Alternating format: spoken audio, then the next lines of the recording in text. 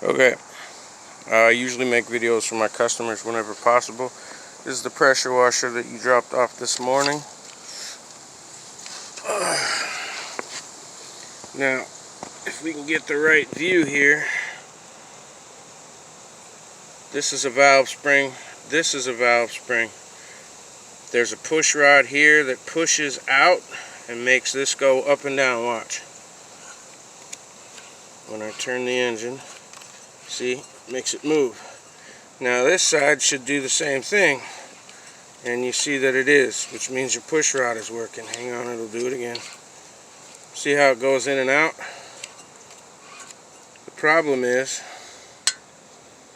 this spring is supposed to be out touching that at all times, just like that one.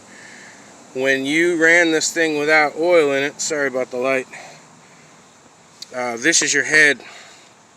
You didn't blow your piston.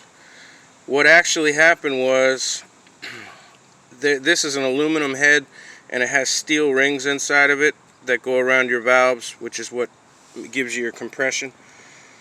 And the steel ring more than likely shot out. Now, if this were a Briggs & Stratton motor, like most everything else is around here, I could actually pull this head.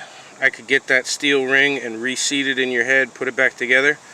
But this is a Honda engine. Another reason why I prefer not to have Hondas. I don't like them.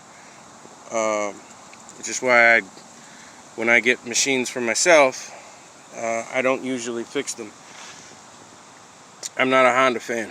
But I cannot remove the head on this. This is all one engine block. So I can't get up in there and fix the problem. So in a sense, this machine is now junk. The other thing I noticed, the engine is very loose.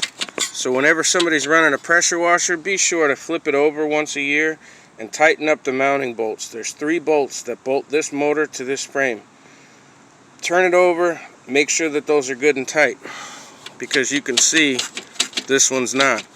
And another few times of using this thing, the vibration will finally take one bolt out and it'll shear the other 2, and you'll wonder why this engine flies off the machine. This is, however, Honda's most main motor in the last few years, the good old GVC160. And like I said, I get machines every day that have something wrong with them. And there's one right there. This one, the drive system went bad on it, and the guy that I got it off of thought he was going to fix it himself, found out it was way expensive and way hard, and gave me the machine. The reason I took it, right there, Honda GVC160, the same motor that's on your pressure washer. I actually walked over to my hoard, my stash, and I have 5 identical mowers to this.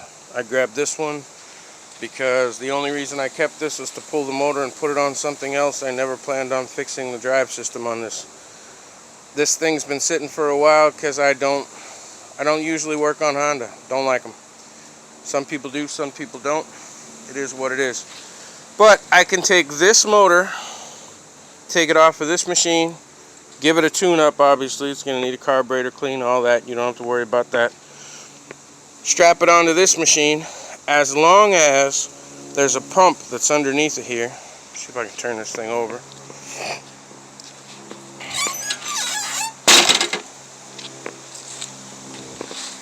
There's your pressure washer pump right there. It's got a couple of bolts in it. It should match up and fit up. The only thing that I'm concerned about is whether it will be rusted onto that shaft. If it's rusted onto that shaft, I ain't never getting it off. So we'll see. But thus far, anything that motor might need, I'll probably take the newer carburetor off of your motor. Anything else that I might need, which I don't think is much, I think just the carburetor.